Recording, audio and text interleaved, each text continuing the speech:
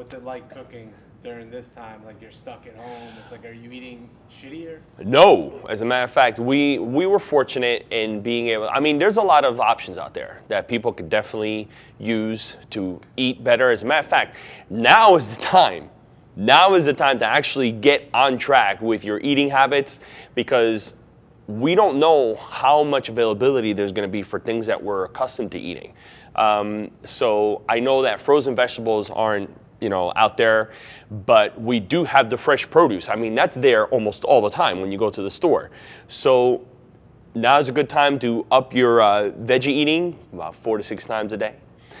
Fruit is definitely out there 4 to 6 times a day.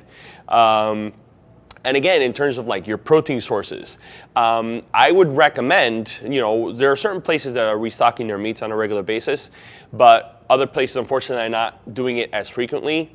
Doesn't matter, because what I can tell you is that there are plant-based options. Even if you're not a vegetarian, these things might actually take you a long way.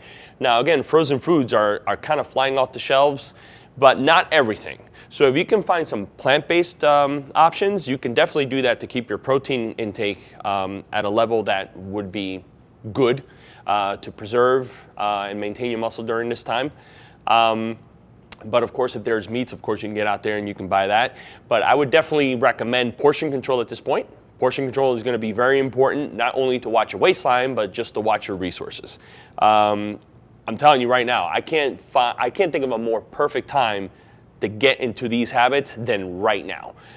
If you find yourself constantly going to the store for food, you might be going through your portions a little bit faster than you want. So if I were you, I'd definitely start slowing it down.